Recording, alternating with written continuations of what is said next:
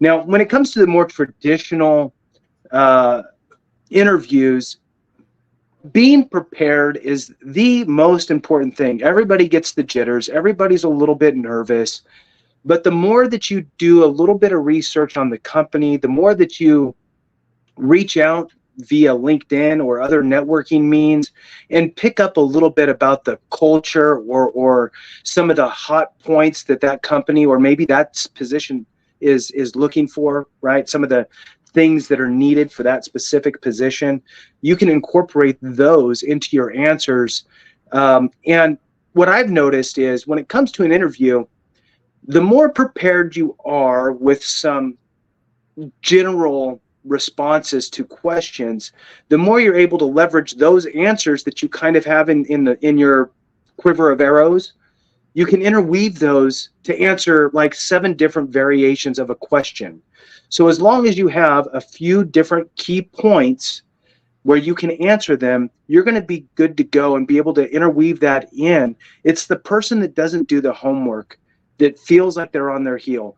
The two things that the 2 pieces of advice I'm going to give real quick, and then I want to kick it over to Randy, is one, make sure that you have that first question nailed down. That first question is typically so let's break the ice. Tell me a little bit about yourself. So Yep. I was born in, and nobody cares about where you were born. So, you need to work on having a very good answer for that, something that leaves them wanting more. When I interview, and every time I've ever interviewed, I envision we're usually sitting across a table. And what I envision is I need to move my way over to the same side of the table as the people I'm interviewing with. We're on the same side of the table. We're not talking at each other. We're talking with each other about the vision of this position and the company's direction. So with that, Randy, go ahead and jump in. Yeah, traditional interviews, right? So typically a one-on-one format, sometimes a two-on-one format, but you kind of know what you're going to get when you go into a traditional interview. So what I'd say for a transitioning service member, to kind of dovetail with what Jason just said, is try to anticipate the questions that you think that this employer is going to ask. And you're going to have probably anywhere between 45 minutes to maybe on the high end, an hour and a half to interview. Probably sweet spot's about 60 minutes. So that's going to lend itself to, maybe 8 to 10 questions with a decent response in there. What I recommend veterans do is try to guess what those questions are going to be. You're not going to get them all, but I would say you're probably going to be able to guess about a third of them. Those are going to be simple questions. Like Jason said, tell me a little bit about yourself. Why do you want to work for this company? What interests you about this particular job? So those are things you can anticipate and have some notes pre-written for, so you can really speak articulately when the question comes up. Kind of the next third of questions are things you can get close. You might be able to estimate what the interviewer wants within reason, but maybe not know the exact wording. So that's fine too. Try to get some answers put together for that. And then probably about a third of the questions are going to be things that you may not anticipate, but you can have answers prepared for, to Jason's point, that are sort of relevant. And I want to throw this out there for our military folks, because we hear this a lot, but focus on the STAR method. So that's situation, task, action, and result.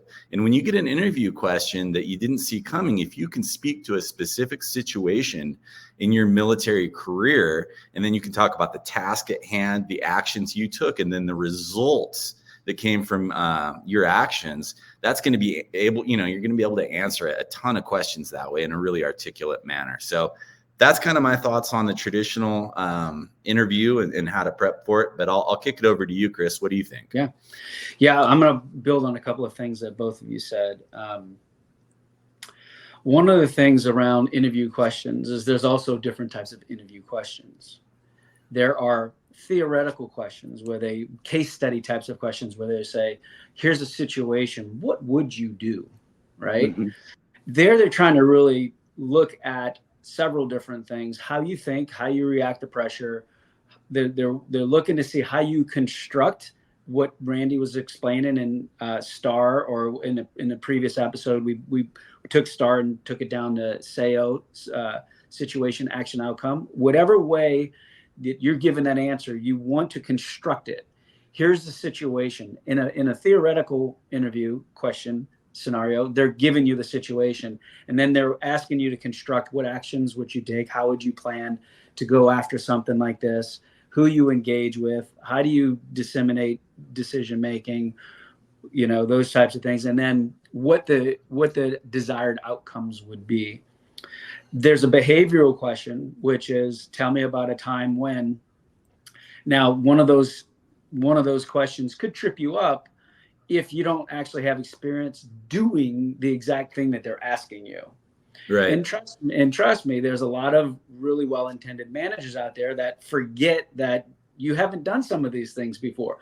But you should be prepared. And this goes to Jason's point about you should be prepared, and you should have a construct in your head. So even when you get tossed one where it kind of catches you by surprise, or you haven't actually done it, you could quickly go to things that you have in your resume, or quickly go to things that you've done and say, listen, I haven't done something exactly like that, but let me tell you about a situation that's very similar, right?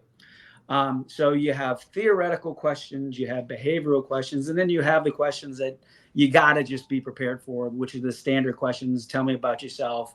Tell me about what you're looking for. Tell me a little bit about your military experience. Tell me about why you're interested in this company, et cetera, et cetera. You just got to be prepared. There's another thing that you guys were talking about that triggered something in my mind about the preparation piece, which is on Glassdoor, people will go and basically say, here's the interview questions that they asked me for this particular role.